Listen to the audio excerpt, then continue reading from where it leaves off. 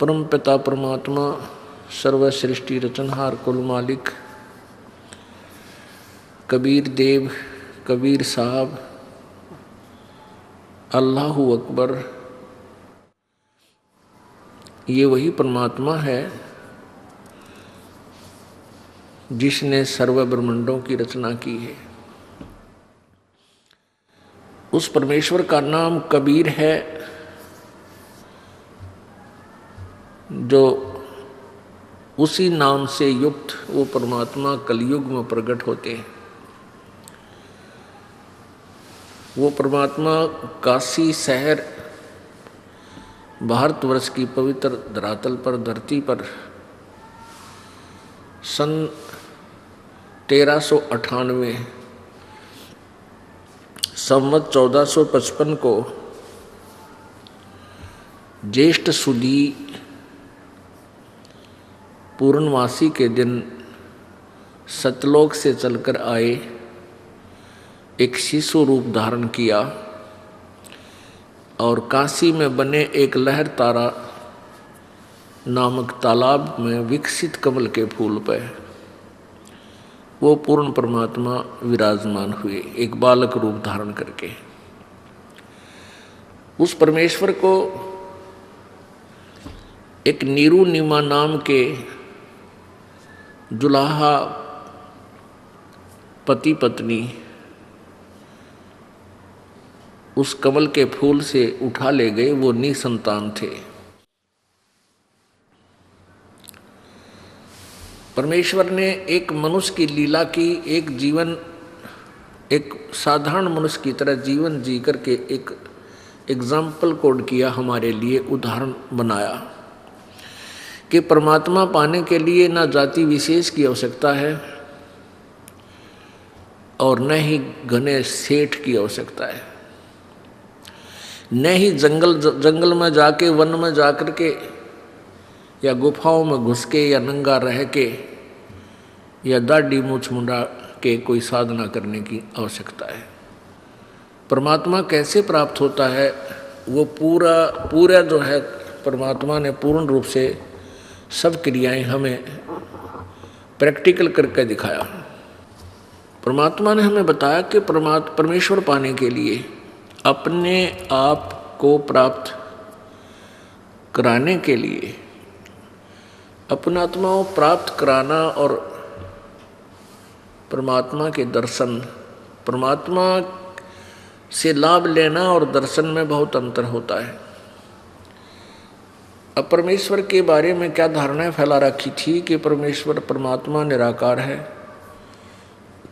और फिर साथ में ये भी कहा जाता था कि समाधि लगाओ, ध्यान लगाओ और इस शरीर में भगवान दिखाई देगा। तो क्या देखते थे? कहते प्रकाश दिखाई देता है, यही प्रभु है। परमात्मा निराकार है, केवल उसका प्रकाश दिखाई देता है। तो परमेश्वर ने आकर कबीर जी ने स्वयं इस धारणा का, इस भ्रमणा का निवारण किया कि भले आदमियों, तुम परमात्मा का प्रकाश देखने का दावा करते हो और परमेश्वर को निराकार बताते हो, कुछ तो अकल से काम लो। अब सूर्य को निराकार बताते हैं और कहते हैं हमने सूर्य का प्रकाश देखा। सूर्य बिना प्रकाश देखा किसका? प्रभु के बिना प्रकाश तुम देख किसका रहे हो? परमेश्वर ने आकर के यही बताया कि उस परमेश्वर के पाने के लिए ना तो घनी ऊंची जाति, यानी जाति कोई भी हो, जैसे यहाँ 4 वर्ण बना रखे हैं, ब्राह्मण, वैश्य, क्षत्रिय और शूद्र। ये तो हमारी अपनी बनाई हुई सीमाएं हैं। परमात्मा के दरबार में ये कोई सीमा नहीं है। परमात्मा ने आत्मा देखनी है, उसके अंदर कितना लगन है, कितनी श्रद्धा है, ये देखना है। और उसकी भक्ति, वे ऑफ वर्शिप, पूजा की विधि जो है वो शास्त्र अनुकूल देखना है।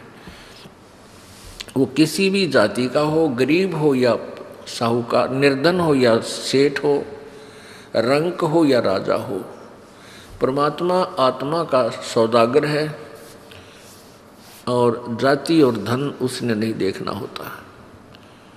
इसलिए परमेश्वर ने एक रोल किया, एक गरीब बिल्कुल निर्धन दुल्हे का, और अंतिम वर्ण में, चौथे वर्ण में आगे शूद्र वर्ण में, उसमें जाति पाति का बहुत बोलबाला था, छुआछात गणी थी। और केवल एक ब्राह्मण वर्ग ने परमात्मा की भक्ति कर परमात्मा के पाने का ठेका ले रखा था, और वर्ग को परमात्मा की महिमा ना सुनाने का, ना उसको जानने का, और न ही उसकी साधना करने का कोई अधिकार उन्हें नहीं दे रखा था। वही अपना जो थोड़ी बहुत साधना करते थे उसको लोगों में बांट दिया करते थे, और उससे उनके पीछे जनता लगी रहती थी। हमारे गुरुजी बड़े सिद्धि युक्त हैं, हमारे कार्य सिद्ध कर दिए, फलाना कर दिया। बाकी कार्य कुरिय उनसे कोई सिद्ध नहीं होता था, अपने ही पूर्व संस्कार पुराने के फल रहे होते थे। इसलिए परमेश्वर आए और उन्होंने बताया, क्योंकि ब्राह्मण लोग बहुत अपने आप को सुपीरियर माना करते थे, तो परमात्मा कहते थे भाई ऊंचे कुल में भक्ति ना हो, नीचा ही कुल दीजिए। ऊंचे कुल में ब्राह्मण थे, वह सारा दिन अटपट में लगे रहा करते, कैसे लोगों को मूर्ख बनाया जावे, कौन सी विधि अपनावा, इस चक्कर में, पेट भरने के चक्कर में ही वह सारा जीवन व्यर्थ कर देते थे। फिर क्या बताते हैं, तपिया ने तो जब तप की न्या, वो तो लो दिया नाल पति जय। ऊंचे कुल में दुर्योधन रावण ब्राह्मण कुल में था, दुर्योधन क्षत्रिय कुल में था। ऊंचे कुल में दुर्योधन रावण, और नीचे कुल में गणिका, और गणका बिलनी पार उतरगी, गर्भ करो मदन का। अब पुण्यात्माओं, परमात्मा की महिमा से जब हम परिचित हो जाएंगे तभी हम भक्त बनेंगे, तभी हम योगी होंगे, तभी हम स्थिर होकर के भक्ति कर सकेंगे, और स्थिर होंगे तभी हम पार होंगे। डगमग होने वाले को कितना ठिकाना नहीं। परमेश्वर कबीर जी ने अपना एक जीवन ऐसे ही व्यतीत किया जैसा कि आपने ऋग्वेद मंडल नंबर 1 सूक्त नंबर 31 के मंत्र नंबर 17 में पढ़ा कि वो परमात्मा कबीर, वो पूर्ण परमात्मा मनुष्यवत परमात्मा जो है, वो परमेश्वर मनुष्य की तरह शरीर युक्त है, और एक साधारण मनुष्य की तरह एक लीला करता है, अपने जन साधारण जैसे अपना धन काम करके रोजगार करता है, रोजगार करके रोजी का व्यवस्था करता है। वो परमात्मा प्रत्येक युग में ऐसे एक लीला करता है, अपने काम जन साधारण व्यक्ति की तरह सारे काम करता है। तो उसमें ये कहा गया कि हे परमात्मा, एक बार फिर उसी तरह आओ जैसे आप पहले आते रहे हो, और हमें ज्ञान बताओ। परमेश्वर ने कहा था, वेद हमारा भेद है, मैं ना वेदन के माही, और जौन वेद से मैं मिलूं ये वेद जानते नहीं। परमात्मा कबीर जी कहा करते थे कि ये वेद मेरा ही भेद है, मेरी ही महिमा ये चारों वेद गा रहे हैं, सुना रहे हैं। परमात्मा ये करता है, परमात्मा ये करता है, परमात्मा ऐसी लीला करता है, लेकिन मेरे पाने की विधि वेदों में वर्णित नहीं है। अब यहाँ दो प्रश्न उठते हैं कि एक तो परमात्मा सामने बोल रहे हैं, कह रहे हैं, प्रत्यक्ष खड़े हैं, फिर कहते हैं मुझे पाने का तरीका वेदों में नहीं है। अब इससे क्या सिद्ध होता है कि परमात्मा के दर्शन कर लेने से मोक्ष नहीं, परमात्मा के द्वारा दिए गए उस भक्ति की कमाई करने से मोक्ष होगा। नहीं तो परमेश्वर 120 वर्ष रहे, जिनको अच्छी आत्माओं ने भी दे दर्शन किए, बुरा ने भी किए, जो उनके विरोधी थे उन मार मार कर रहे थे उनके पीछे, उन्होंने भी दर्शन किए। दर्शन से मोक्ष नहीं है, परमात्मा के उस मंत्र से मोक्ष है।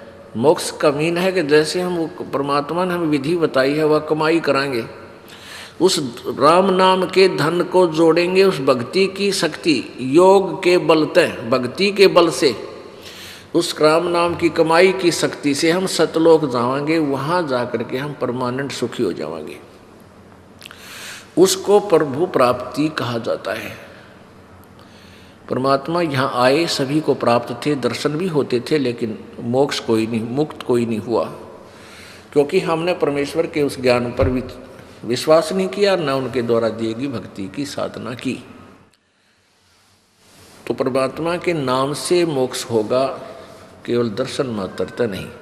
अपने आत्माओं, हम वेदों को एक फाइनल और एथेंटिक रिकॉर्ड मानते हैं। एथेंटिक यानी बहुत ही सत्य शास्त्र मानते हैं, और जो वेदों में लिखा है वो फाइनल है। तो इसका मतलब है कि वेद क्या संकेत कर रहे हैं, वो कौन है प्रभु। तो अब वेद हमें परमात्मा पहचानने में सहयोग देंगे। हम प्रभु को पहचान नहीं सके क्योंकि डुप्लीकेट भगवान गढ़े हैं। हमने ओरिजिनल प्रभु चाहिए। इस ओरिजिनल प्रभु को पहचान करने के लिए हमने वेदों का सहयोग लेना पड़ेगा, क्योंकि हम वेदों को सत्य मानते हैं।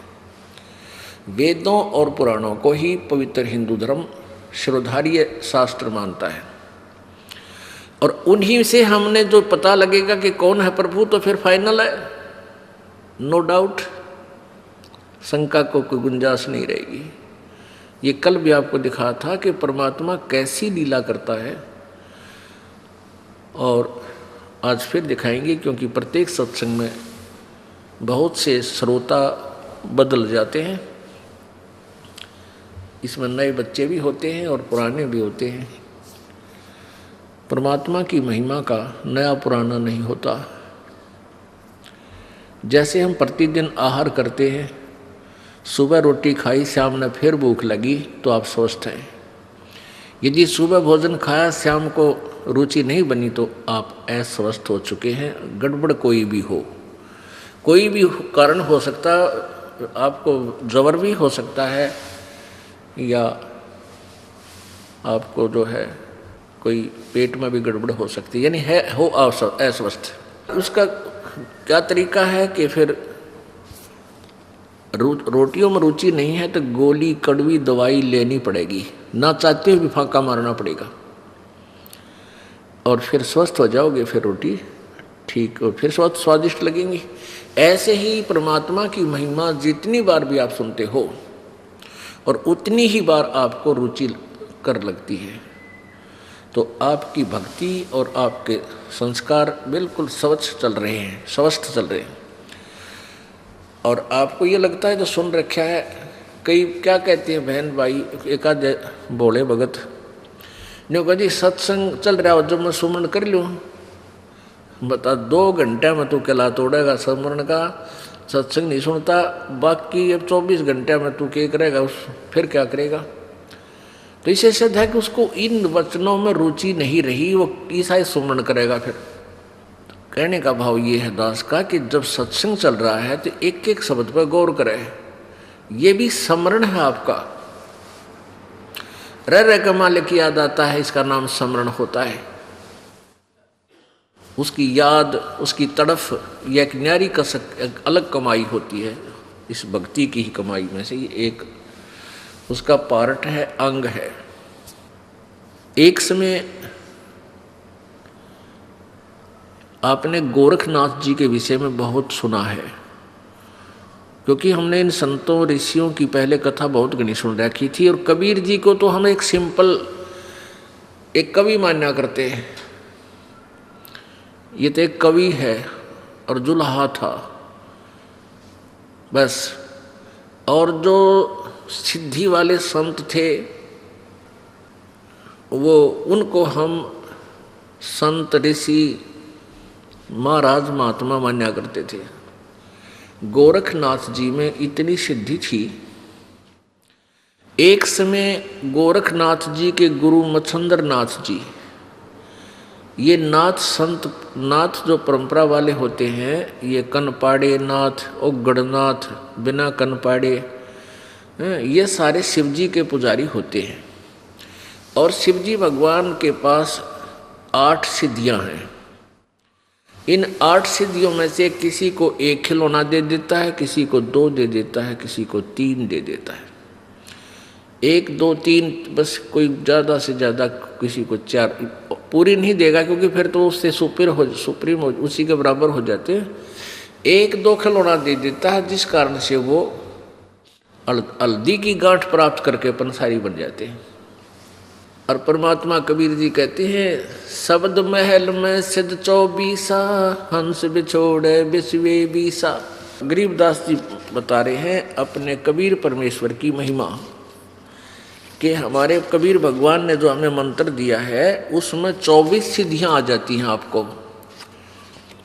आप ऐसा सिमरन कर रहे हो, इस मंत्र से आपको जब ये तीनों मंत्र मिल जाएंगे और सच्ची लगन से आप जाप करते रहोगे, आपके अंदर 24 सिद्धियां आ जाएंगी। लेकिन इनको कभी भूल कर भी प्रयोग नहीं करना, नहीं तो आपका काम बिगड़ जाएगा। क्योंकि फिर आपकी प्रभुता बन जाएगी, लोग आपके पीछे पीछे घूमने लग जाएंगे, आप झाड़े लाने लग जाओगे, किसी को आशीर्वाद, किसी को बद्दुआ, और अपने सारी कमाई को यही नाश करके चले जाओगे। ऐसा ही ये ऋषि और सिद्ध लोग करते रहे। पहले तो डड़े डोयाते, बैटरी चार्ज कर लेते, जंगलों में बैठ कर वन में जाकर 10-10, 15, 12 वर्ष,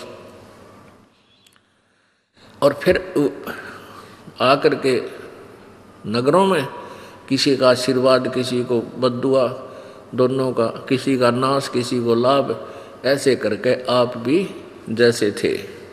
गोरखनाथ जी के गुरुदेव मच्छंदर नाथ जी, वो कंवारे थे, ब्रह्मचारी थे। अर्धेक काल की जाल ए भगवान। जब वो हो लिया 60-70 साल का, तो उसके मन में आया कि मैंने गृहस्थ आश्रम का आनंद तो लिया ही नहीं, ये जीवन मनुष्य का था मेरा बर्बाद हो गया। ये सोचकर सिंगल द्वीप के अंदर एक राजा था, उसका शरीर शांत हो गया, और मच्छंदर नाथ जी ने एक गुफा के अंदर अपना शरीर छोड़ दिया, और वहां से वो प्राणी निकल के राजा के शरीर में प्रवेश कर गया। मच्छंदर नाथ जी उस राजा के ताजा मृत शरीर में प्रवेश कर गया। राजा कुछ देर के बाद जीवित हो गया। हाहाकार मच गई थी, रानी भी रो रही थी, मंत्री भी रो रहे थे। तो जब वो जीवित हुआ तो राजा वाले लक्षण नहीं थे उसमें, उसको किसी राजकाज का प्राप्त ज्ञान नहीं था। अब कुछ वहाँ राजाओं के पास ऐसे विद्वान पुरुष रहते थे, ये ब्राह्मण लोग। उस ब्राह्मण ने जब देखा, बताया उन व्यक्ति संत ने, ऋषि ने, कि इसमें कोई योगी आत्मा प्रवेश कर गई है, राजा नहीं है। रानी को बता दिया। अब रानी ने तो वो शरीर चाहिए था, उसने कह दिया कि कोई भी हो, तुम कोई दिक्कत नहीं है, ये जीवित रहना चाहिए। फिर उस ऋषि ने बताया कि इस योगी ने, जो राजा के शरीर में प्रवेश है, इसने कहीं आस पास अपना शरीर छोड़ रखा है, और ये कुछ दिन के बाद इस शरीर से निकलकर उस शरीर में वापस जा सकता है। रानी ने आदेश दे दिया आसपास अपने सैनिकों को कि किसी भी गुफा या कहीं पर भी कोई शरीर मिल जाए, उसको फूंक दो, जला दो। ऐसे खोजते खोजते उस गुफा में सैनिक पहुंच गए जहां पर इस मच्छंदर नाथ का शरीर था। सैनिकों ने उसको सवा कर दिया, जला दिया। अब कुछ दिन के बाद उस मच्छंदर नाथ से रानी को 2 पुत्र प्राप्त हुए।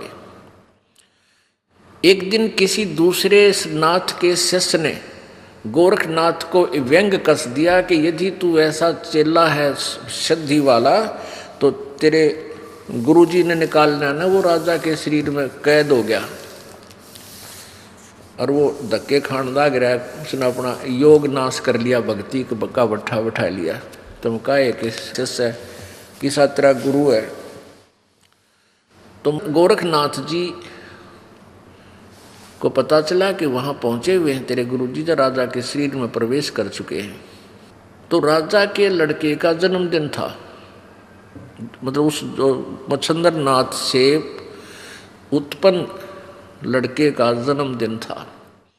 और दूसरे शहर से, दूसरे नगर से एक गाने बजाने की पार्टी आ रही थी। उस दिन साज खूब अच्छा नाचना गाना कर रखा था और वो सुप्रसिद्ध पार्टी थी गाने बजाने वाली। उसको विशेष रूप से राजा ने बुलवाया था। रानी ने क्या कर रखा था कि शहर में कोई भी योगी नहीं आ जा।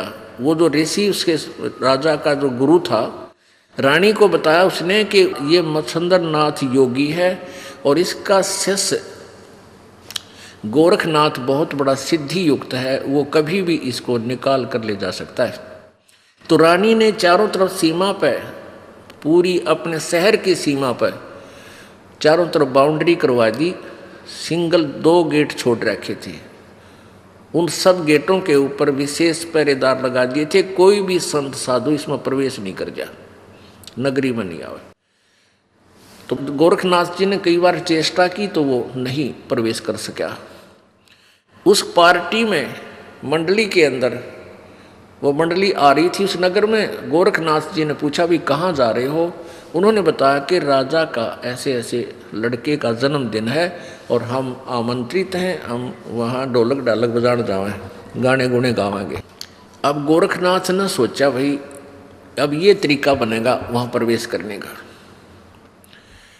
अब गोरखनाथ जी ने अपनी सिद्धि से उनके एक ढोलक बजाने वाला होता है, वो तबले से, वो तबले बजाया करे कट कट कट कट, उसके दस्त लगा दिए अपनी सिद्धि पे। और उसके इतने दस्त लगे कि 5-5 मिनट में वो फ्रेश होने जान लग गया। अब वो बिल्कुल शहर के पास आए हुए थे मंडली। उनके मुखिया ने सोचा भाई आज बात बिगड़ेगी और कोई नया यदि हम रखेंगे तो ताल में ताल नहीं मिलेगी और राजा का काम से मनमाने सजा दे दे। यह तो बहुत बात बिगड़ी एन टाइम पे। तो गोरखनाथ बोला भाई क्यों चिंतित हो तुम मंडली वाले हो? वो मुखिया बोला उनका कि महाराज जी बात यूँ है कि हमारा ये ढोलकी है जो है ना, तबले बजानी है, दोस्त लाग गए। तो गोरखनाथ जी बोला भाई तबला तो मैं भी बहुत बढ़िया बजा दूँ, अग बजा के दिखा। ये उसने ला दी ताल, उनको फिट बैठ की बिल्कुल सही मिल गया, भला हो भगवान तेरा। तो उसको लेकर वो आगे। अब वहाँ जब वो गाना गाने लगे, मच्छंदरनाथ बैठा उस राजा के शरीर में, रानी बैठी आसन पे, दोनों बच्चे गोदी में। अब वो ढोलकी बजावे है, जाग मच्छंदर जाग, गोरख आ गया जाग मच्छंदर जाग। ये वो अंदर तो थी उसमें वो आत्मा तो वही थी, वो फड़क्या। तो उनकी नजर में नजर मिली। अब मच्छंदर ने कहा, यानी राजा ने कहा कि ये ढोलकी वाला बहुत अच्छा आदमी है, इसको यहीं रख लो। वो वहीं रख लिया। तो मच्छंदर ने उन दोनों बच्चों की सेवा की ड्यूटी ला दी कि तुम बालका की सेवा करा कर, बच्चे खिलाया कर। गोरखनाथ अपने शिष्य थे। अब गोरखनाथ जी उन बच्चों को खिलाता है दोनों को, और रह कर उनको समझाता अपने गुरुजी को, गुरुजी चलो यहाँ से, आप कहाँ फंस कर बैठ गए, अपनी भक्ति करेंगे, निकलो यहाँ से। नो गोरखनाथ बकवाद मत करे, तू मेरी ड्यूटी जो मैंने आदेश दे दिया, तू बच्चे खिलाता रहा, बस जी सा रहा है। अब उसने सोची गोरखनाथ ने, बाबा गुरुजी तो मेरा भाई गया काम तय तो उन बच्चा गए सिद्धि तन दस्त ला दिए गोरखनाथ ने। एक ने टट्टी हुआ के लावे तने दूसरा चार पावे, दूसरे ने फरज करके लावे तने दूसरा हो जा। गोरखनाथ बोला रहा तू इन्हें ढंग से झटका लिया। वो दोनों ने पकड़ लिया गोरखनाथ, और चोटी पकड़ के सिद्धि ते नो झटका दी। वह खाल लटकाए लावे, वो अंदर का सामान बाहर उड़े पड़ा रह गया। वो दोनों की खाल सिद्धि से, एक सिद्धि ऐसी शक्ति होती है वो कुछ भी किसी प्रकार का ऑपरेशन कर सकती है। दोनों की वो खाल खाल लटकाए लावे, चोटी जैसे सांप कांचली छोड़ दिया करे, और दोनों बच्चे बड़े बाहर पड़े, कवर रहित, कवर नहीं था उन पर। अब मच्छंदरनाथ बोला रत्न नाश कर दिया नकम में, मेरे बेटे मार दिए। तो बोला आपने तो कहा था झड़का लिया, नहीं झड़का लिया, देखो। खाली कर लिया तो बहुत लाल पीला होया। गोरखनाथ ने कहा कि भगवान आप किस काम आए थे यहाँ पर? मैंने तो तेरी 2 ही बूंद नाश करी है, तेने रोज कितना नाश कर लिया अपना पता है? एकदम योगी था, कुछ पिछले संस्कार अच्छे थे। तुरंत ने बोला भाई क्या करूँ?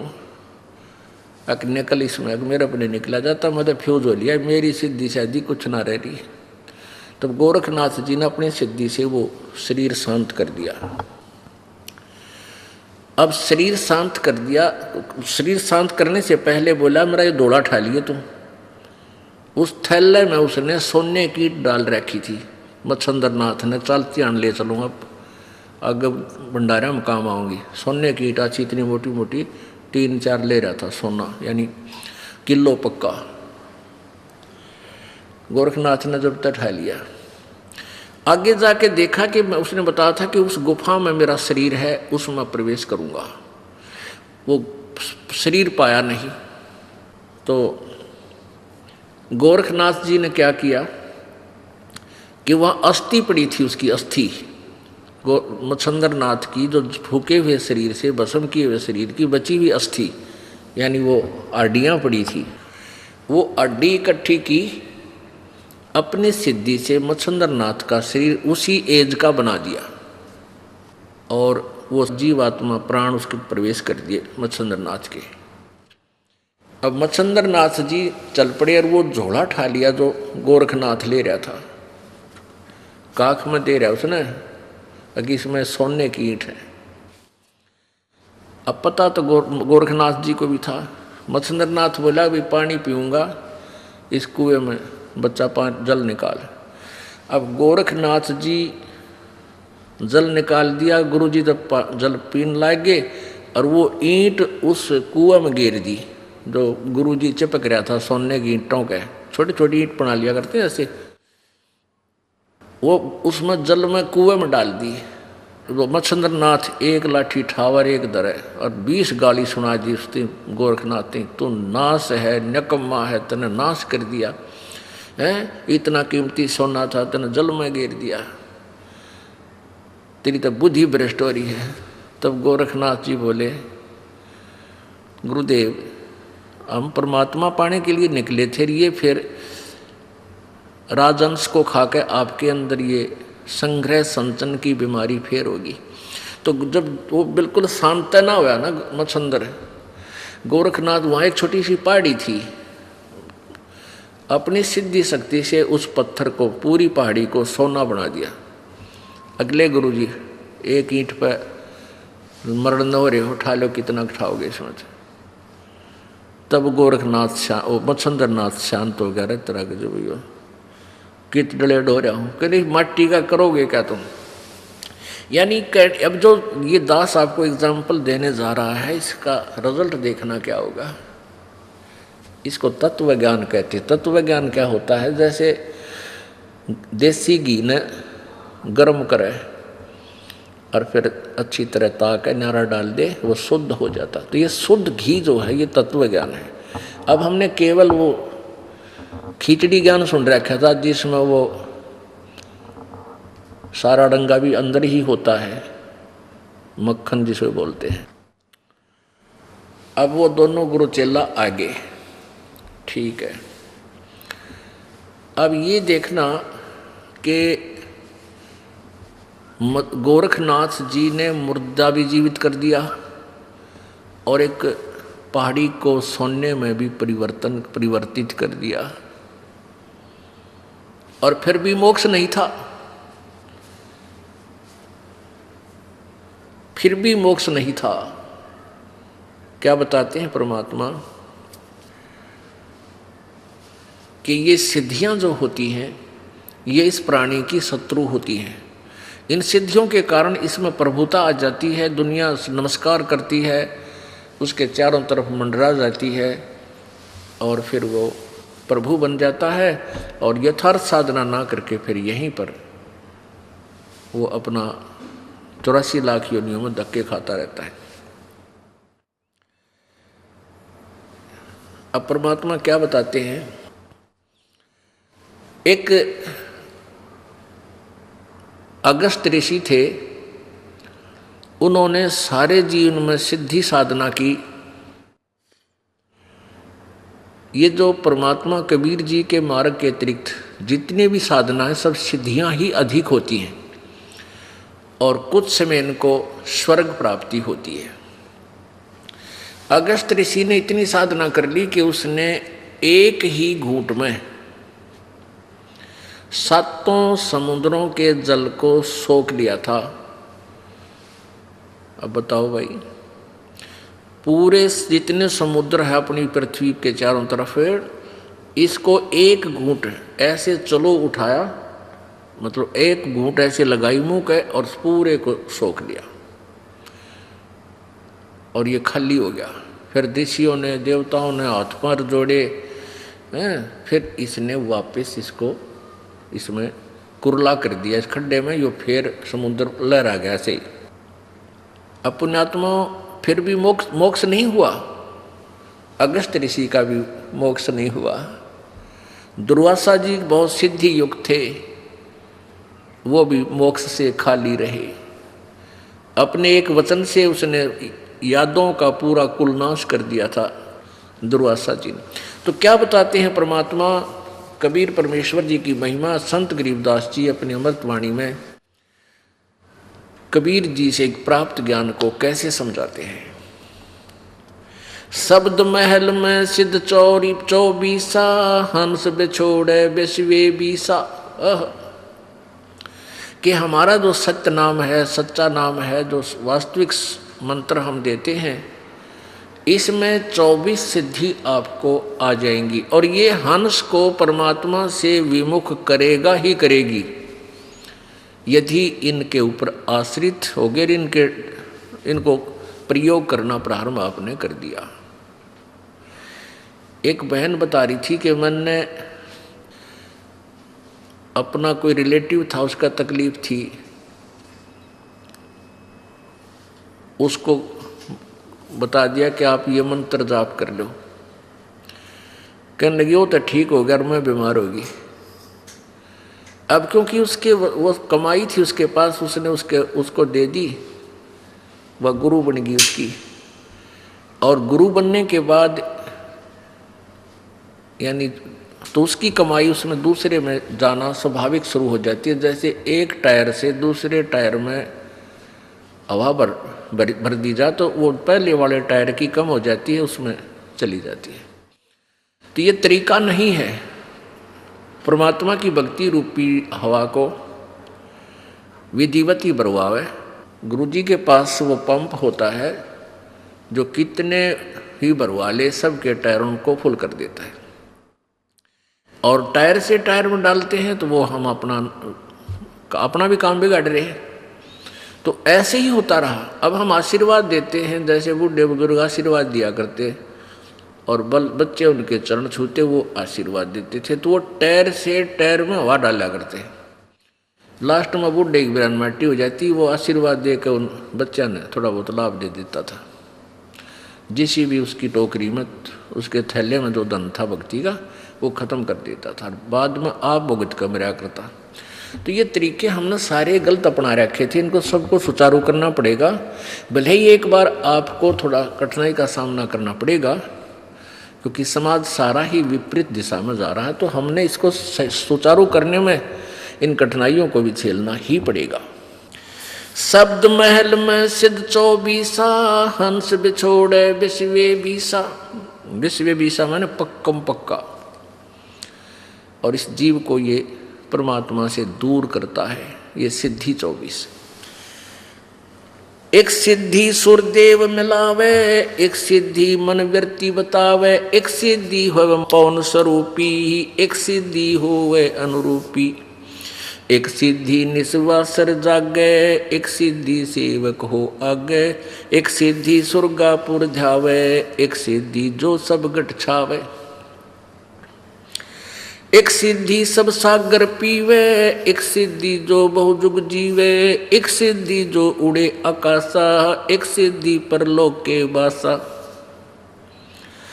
एक सिद्धि कष्ट तन जारा, एक सिद्धि तन हंस नियारा, एक सिद्धि जल डूब न जाई, एक सिद्धि जल पैर न लाई। एक सिद्धि बहु चोले धारे, एक सिद्धि नितत विचारे, एक सिद्धि पांचों तत् नीरम, एक सिद्धि जो बज्र शरीरम। एक सिद्धि पीवे ना खाई, एक सिद्धि जो गुप्त छिपाई, एक सिद्धि जो ब्रह्मांड चलावे, एक सिद्धि सब नाद मिलावे। एता खेल खिलारी खेले, सो हम हंसा प्रगट बेले। 24 को ना मन चावे, सो हंसा शब्द अतीत कहावे। प्रसिद्धि पूर्ण पटरानी, सत्यलोक की कहूँ निशानी। सत्यलोक सुख सागर पाया, सतगुरु भेद कबीर लखाया। परमहंस पे देखो परवाना, जन कहता दास गरीब दीवाना। अब क्या बताते हैं? एक सिद्धि सुरदेव मिलावे, एक सिद्धि मनवृत्ति बतावे। एक सिद्धि मनवृत्ति बतावे। अब आपको बताते हैं, 5-4 उदाहरण देंगे कि ये एक एक हल्दी की गांठ लेकर पंसारी की मोर ला लीना है। अब जैसे मन की वृत्ति बताने की भी एक सिद्धि होती है कि आपके मन में क्या सोच रखी है। एक बार हमारे ताऊ के लड़के की भैंस चोरी होगी और उस भैंस की का को पता नहीं लगा, तो किसी ने बताया कि वहाँ एक इधर गुड़गांव साइड में एक व्यक्ति है, वो जाते बता देता किसने चोरी करी। तो मेरे पिताजी भी और 2-4 और व्यक्ति वो वहाँ पहुँच गए और उसने क्या कहा भी तुमने जिस पर शक हो 5-10 पर्ची बना लो और उसमें जिसका शक हो वह भी लिख दो। तो प्रत्येक ने उसी कॉलोनी में जहाँ से चोरी हुई थी एक व्यक्ति पर शक था। सब ने सोच रहे थे भाई यू आदमी कर सके इस काम में। तो जितने भी वहाँ व्यक्ति गए थे सबके मन में एक ही राय होगी। उसने उस आदमी का नाम लिख दिया और औरा का नाम लिख दिया, कुछ अपना लिख दिया और वो सारी पर्ची उसके पास डाल दी। उसने उसी समय वही पर्ची उठाकर उनको दे दी, ये है तुम्हारा चोर। ये वो वापस आ गए, उन्होंने पुलिस को दे दिया कि हमारा यूँ चोर है। पुलिस ने उस आदमी से पूछा था कि आखिर में पुलिस कहने लगी भाई यूँ चोर नहीं है। फिर किसी ने बताया भी उस दूसरे स्थान पर एक और आदमी है, वो पक्की जाते बता दे। उसने भी ऐसे ही कहा कि भाई तुमने जिस पे शक है उसका नाम लिख दो और भी सब 10-9 नाम और लिख दो। और फिर उन सभी ने एक और के ऊपर शक हो गया कि उस पर है भाई वो पक्का वो चोर है। उसने वही निकाल के दे दी कि ये तुम्हारा चोर है। अब वो वापस आए, फिर उन्होंने पुलिस से कहा, पुलिस बोली भाई ये चोर नहीं है। खूब वेरीफाई कर लिया हमने, वह भैंस नहीं मिली, वो 1000-2000 रुपये और लगा दिए और कुछ आने जाने। तो वो मन की वृत्ति बताने की एक हल्दी की गांठ उसके पास थी जिस तरह लोगों ने मूर्ख बना रहा था। और उसमें से कुछ एक ऐसा था कि वो फिट हो जाती थी, सच्ची पा जाती थी कि एक आदि बस शक भी सच्चा हो जाए किसी का। तो यहाँ क्या बताते हैं, एक सिद्धि सुरदेव मिलावे, एक सिद्धि मनवृत्ति बतावे। जैसे मीराबाई के पास पूर्व जन्म से, क्योंकि पिछले जन्म की भी बैटरी चार्ज आपके साथ रहती है, वो जब तक चलती है तो उसे बहुत से चमत्कार हो जाते हैं। मीराबाई के पास एक सिद्धि थी कि वो जिस इष्ट की पूजा करती थी वो इष्ट उसके सामने आ जाता था। वो कृष्ण जी को मानती थी और जब वो आत्म विभोर को उसको याद करती थी तो उसके सामने आकर वो भी उनके साथ डांस करते थे। तो एक सिद्धि सुरदेव मिलावे। कुछ तो पिछले जन्म की सिद्धियां होती हैं। जैसे आपने देखा होगा कई महात्मा जिनके आज तक पूजाएं चल रही हैं, कोई किसी नाम थे, कोई हरिदास नाम थे, कोई गरीब किसी और नाम थे, तो वो बचपन से उनकी कथा पढ़ कर देख लो, कहते छोटे से ही न चमत्कार शुरू कर दिए थे। हरिदास जी के बारे में बताते हैं कि वो किसान परिवार में जन्म था और दोपहर ने वो 10-1 वर्ष का बालक था, अपने पिता के पास गया हुआ था। हरिदास जी के पिताजी जो है खेतों में किसान अपना हल जोत रहे थे, तो पिताजी दोपहर ने खाना खा के स्वयं तो कहने लगा मैं रेस्ट कर लूँ और आप बेटा इन बैलों को पानी पिला लिया। और ये छोटे वाला तालाब है, इसमें तो जल है नहीं, कति सूखा हुआ है, वहाँ दूर ले जाना, वहाँ जल मिलेगा, क्योंकि वो वहाँ ही जाते थे उस तालाब में, उसमें जल देखा था नहीं। और हरिदास जी बैल लेकर गया, वो बैल उसकी तरफ चले गए छोटे तालाब की तरफ, और वहाँ उस पानी पिया वो वापस ले आया जल्दी ही बैलों को पानी पिलाकर। उसका पिताजी बोला, अरे पानी पिया के नहीं लाया तू बैलों को, अब पिला लिया जी, इतनी जल्दी कैसे ले आया तू? वहाँ नहीं ले गया, वो कम से कम 1 किलोमीटर दूर था, और वो जो छोटा तालाब सूखा पड़ा था वो था ज़्यादा से ज़्यादा 400 फुट की दूरी पे। इतना शीघ्र वापस आने से उसने शंका होगी कि ये बालक वैसे ही लिया, बैलों को पानी नहीं पिला कर लाया। तो उसने कहा, पिताजी पानी पिला लिया मैं। कहाँ से? किस तालाब से? कहते इसमें जल था ही नहीं, यदि कभी वर्षा होगी तब जल होना था। अगर नहीं पिताजी तो फुल है। वो गया जाकर देखा, उसके पिताजी ने सचमुच भाई तो पानी फुल हो गया, और बैलों के जो ना पैर भीग रहे। तो इस तरह की सिद्धियां उस पूर्व जन्म की बैटरी चार्ज से ही होने लगी थी। आज तक उस हरिदास जी की पूजा शुरुआत हो रही है, लेकिन पूर्ण मोक्ष नहीं है, क्योंकि भविष्य की साधना शास्त्र अनुकूल न होने से जीवन व्यर्थ हो जाता है। तो यहाँ क्या बताते हैं, तो ऐसे ही मीराबाई के अंदर थी वो सिद्धि, और पिछले पुण्य भी साथ होते हैं, तभी परमात्मा भक्ति की तरफ इतना तड़फता है, प्रेरित होता है। एक सिद्धि सुरदेव मिलावे, एक सिद्धि मन वृत्ति बतावे, एक सिद्धि हो पवन स्वरूपी, एक सिद्धि हो वह अनुरूपी, एक सिद्धि निस्वासर जागे, एक सिद्धि सेवक हो आगे। इस दास के मामा जी का गांव है खेड़ी दमकन, जिला सोनीपत में, गोहाना सोनीपत मार्ग पर। तो वहाँ एक नेकीराम संत जो गीसा संत जी के अनुयायी थे, गीसा संत जी को कबीर परमेश्वर मिले थे, और कोई किसी संत के पास जो जाके जुड़ता हो पुण्यात्मा होती है पूर्व जन्म की। तो नेकीराम जी गीसा संत जी के शिष्य हुए, जो खेखड़ा गांव है मेरठ जिला में, वो उनके शिष्य हो गए। पुण्यात्माओं, इन संतों को ही हमने लाल और लालड़ी को पहचानने के लिए ये आपको उदाहरण दिया जा रहा है, ताकि आप योग्य हो, ये समझ सको कि वो कितने सतर के संत हैं जिनके आज तक हम गुणगान कर रहे हैं। तो गीसा संत जी के 2 विशेष शिष्य हुए, एक तो जीतादास जी जो उनका मतलब आज्ञाकारी था, जैसे वो बताते थे वैसे ही किया करता था, और नेकी राम जी में पिछले संस्कार का जो संस्कार का डंगा था वो भी साथ रखा, और कहीं भी बैठ जाता वो तप कर अपनी हठ योग से समाधिस्थ हो जाता था। तो उसने क्या किया, वो खेड़ी दमकन गांव में उनका एक आश्रम बना हुआ है, और एक यहाँ निर्जन गांव है जींद में, यहाँ भी उस नेकी राम जी के नाम से ही एक आश्रम बना हुआ है। तो वहाँ क्या बताते थे वो, उस गांव खेड़ी दमकन के व्यक्ति हमारे मामा जी और वो नाना जी कहा करते कि नेकी राम जैसा संत नहीं देखा। वो यहाँ आकर के एक वृक्ष के नीचे बैठ गए थे, बनी होती थी पहले, छोटा जंगल, उसको बनी बोलते थे, जो गांव के चारों तरफ होता था, जिसमें उसके बाद फिर खेत शुरू हो जाते थे। उस बनी में आकर के बैठ गया एक वृक्ष के नीचे, और देखने वाले को संत को परमात्मा का रूप जान करके साधु श्रद्धालु भक्त गांव के जाते हैं। भगतजन जाकर बैठ गए, उनकी सेवा करने लगे।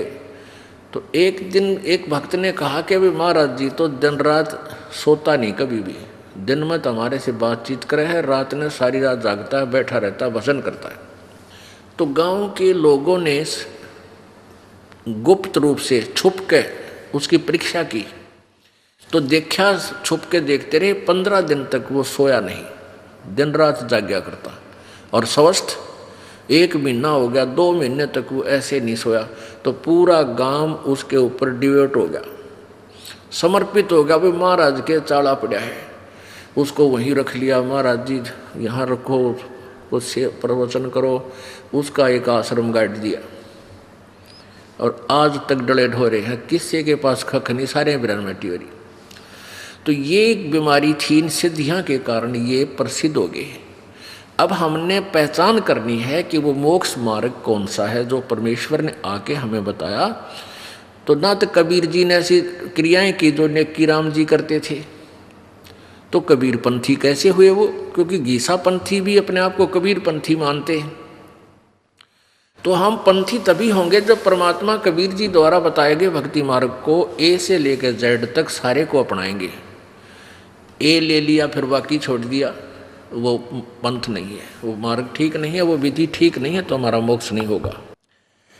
एक सिद्धि निस्वा सर जागे, एक सिद्धि सेवक हो आगे। अब जैसे एक कथा है कि परमात्मा की भक्ति में हम तो उदाहरण देते हैं, लेकिन इस सिद्धि से भी अब इसका कनेक्शन है।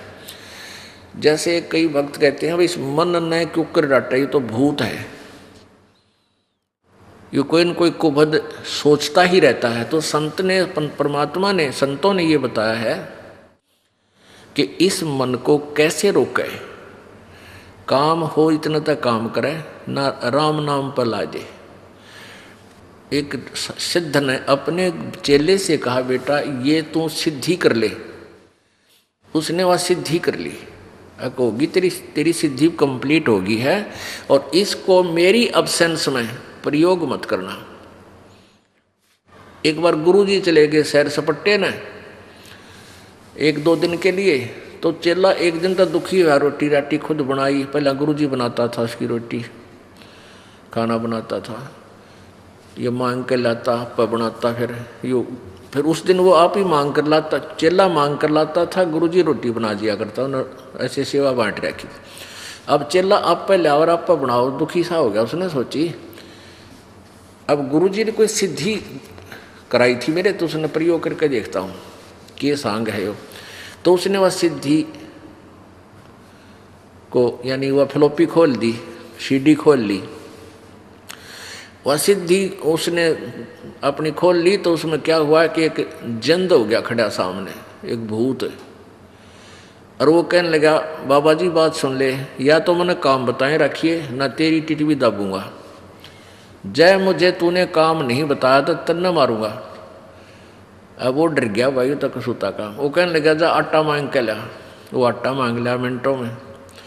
फिर कहने लगा तू अग्नि जला दी, रोटी बना दी।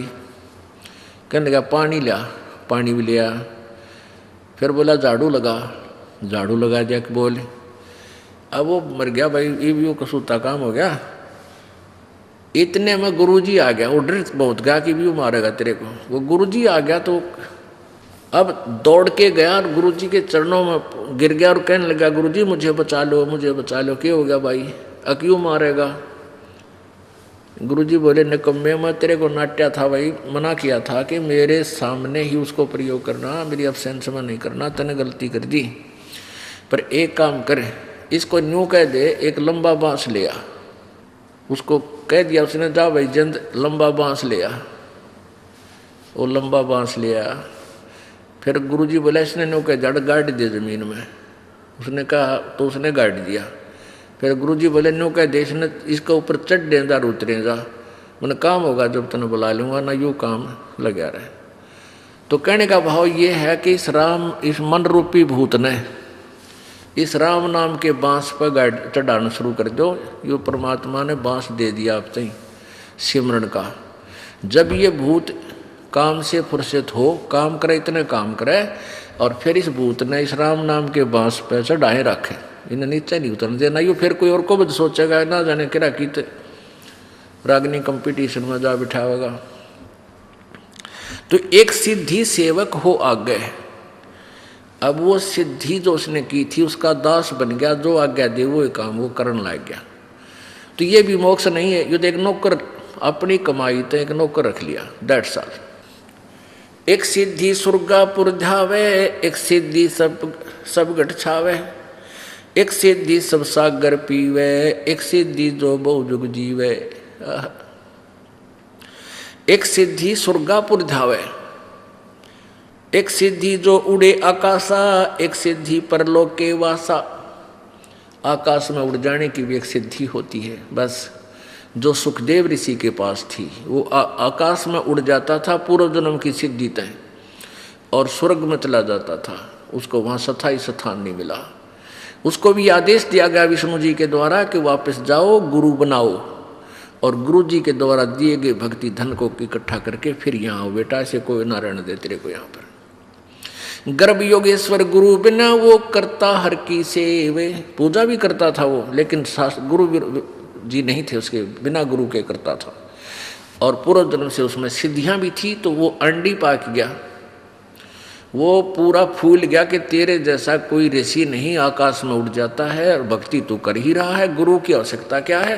तब विष्णु जी ने उसको समझाया, जाके नाम ले राजा जनक से।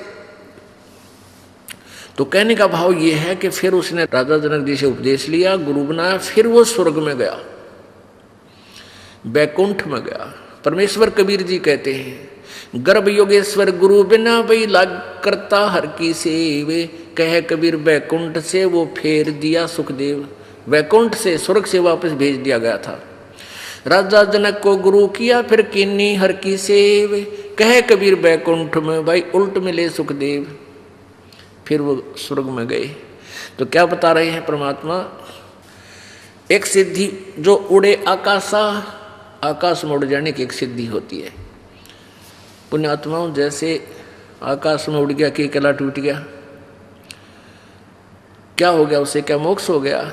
हम उस समय जैसे ही कोई आदमी थोड़ा सा भी 2 फुट ऊपर हो जाए जमीन तो सारा दुनिया कटका मर जाए उसका पाछा, वो औरत जो भगता पड़ा है, तो ये तो भाई कति है भगवान पा लिया। नहीं, जैसे चींटी होती है ना, चींटियाँ कीड़ी, इनमें कुछ पाँखों वाली कीड़ी होती है और उनसे थोड़ी मजबूत भी होती है, बड़ी शरीर में भी तगड़ी होती है, और वर्षा के दिनों में वो अपने बिलों से बाहर निकल आती है। और बाहर जहाँ कहीं लाइट चस रही होती है, पहले तो दीपक होया करते थे, उन दीपकों के ऊपर जाकर वो जलकर मर जाती थी। अब वो चींटियों में प्रधान पाक रही थी, सुप्रीम हो रही थी, क्योंकि वो उड़ जाया करती थी। तो वो आम चींटी उन देवता मान रही थी कि ये तो देवता हो गया, आकाश में उड़ जाते हैं। अब यहाँ आप देखते हैं, देखना चमास यानी वर्षा के दिनों में बहुत सी चींटियाँ निकलाती हैं बाहर,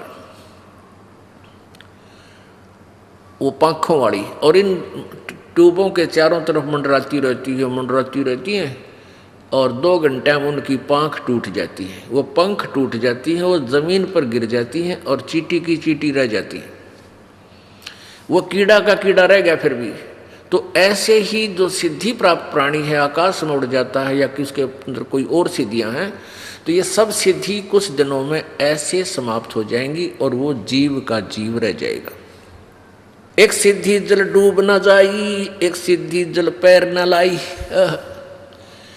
एक यहाँ सुसाना गांव है, सुसाना, इस रोहतक के सोनीपत रोड के ऊपर सुसाना गांव है। वहाँ पर एक गीसापंथी था, पहले वो गीसापंथी था, उनका नाम कोई कुछ नारायण महाराज कह दे है, कोई कुछ कह दे, उसका नाम तो कुछ और ही था। तो उसमें के सिद्धि मान रखी थी लोगों ने कि वो जल में बढ़ जाता था, जोड़ में कीचड़ में, उसके पैर का पानी नहीं लग गया करता। अरे इससे कारण उसका महल मकान गाड़ दिया और पूरा आश्रम बना दिया और दुनिया उसने पूजन लाएगी। अरे आप फिर उसकी बिरान माटी होगा मेरा। लास्ट में उसके पैरा में भी जो ना सोजन आ गई थी और कीड़े चाल पड़े थे, ऐसा दुखी होकर उसकी मृत्यु हुई। कई महीनों तक शरीर घाट पर चारपाई पर पड़ा रहा। तो यहाँ कहते हैं एक सिद्धि जल डूब ना जाई, एक सिद्धि जल पैर न लाई। 2 एक ही गुरु के शिष्य थे, वो सिद्धि वाला ही गुरु था। तो सिद्धि वाले गुरु ने अपने शिष्यों को बता रखा था कि बेटा ऐसे साधना करो, ऐसे साधना करो, सिद्धि प्राप्त करो और तुम्हारी महिमा हो जाएगी संसार में। तो कुछ दिनों के बाद गुरु जी का देहांत हो गया। तो दोनों चेले उस कुटिया ने छोड़कर चल पड़े, एक इधर को चला गया, एक दूसरी साइड में। उनमें से एक को परमेश्वर कबीर जी का ज्ञान मिल गया। यानी कबीर जी का अनुयायी कोई संत था, उसका ज्ञान सुना तो उस व्यक्ति ने अपना वो महात्मा, सिद्धि वाले महात्मा का मंत्र छोड़कर आत्म कल्याण वाला मार्ग अपना लिया। उस पता लगा कि सिद्धियां तो बच्चों के खिलौने हैं, काल की भूल भुलैया है। उसने वो साधना त्याग दी और गुरु बदल लिया। 12 वर्ष के बाद वो दोनों ही सिद्ध। अच्छा, उस दिन के बाद क्या हुआ कि वो जो जिसका वो शिष्य बना था कबीर पंथी संत का, पुण्यात्माओं, ये लीलाएं जो होती हैं ये परमेश्वर कबीर जी ही आते हैं अपने ज्ञान और भक्ति को स्थायी यानी उसकी महिमा बनाए रखने के लिए। वो कुछ भी लीला कुछ दिन कर जाते हैं। अब वो गुरु जी जिसका वो कबीर पंथी शिष्य यानी कबीर जी अपने ही मार्ग को फिर दोबारा प्रशस्त करने के लिए स्वयं भी आ जाते हैं। जैसे कबीर जी 600 वर्ष पहले स्वयं आए थे, परमात्मा अपना ज्ञान देगे, भक्ति बतागे। अब इस कलयुग में, इस बिचली पीढ़ी में इसको प्रफुल्लित करना था, उन्होंने स्वयं ही आना था। खुद कहकर गए थे कि हम आएंगे 12वें पंथ में यानी गरीबदास वाले पंथ में, आगे चल के हम आएंगे। तो वो नहीं आए तो ये दास बेच दिया। अब वही पंथ को फिर सेट किया जा रहा है, जो मालिक ने पहले ज्ञान दिया था उसी को अब जो है ना कार्यान्वयन किया जा रहा है, उसको प्रैक्टिकल करवाया जा रहा है। पहले थ्योरी भगवान दे के गए थे हमारे को। तो ऐसे ही प्रभु आप ना आकर के कोई ऐसा अपना सिद्धि, अपना कृपा पात्र संत भेज देता है। तो उस ज्ञान के आधार से उस सिद्ध वाले एक चेले ने उस संत से उपदेश ले लिया। और वो तो परमात्मा पाने के लिए घर छोड़ के गया हुआ था, वो सिद्ध वाला चेला। तो उसने अपने गुरुजी के प्रत्येक आज्ञा का पालन किया, जो तत्वदर्शी संत था। उसने पूरी श्रद्धा से सेवा भी की, प्रत्येक खरा हुआ प्रत्येक पॉइंट से। तो उस संत ने उसे मरने से पहले, मृत्यु से पहले अपना उत्तराधिकारी बना दिया, बेटा तू नाम दिया करिए। और ऐसा वो शरीर फिर छोड़ गए।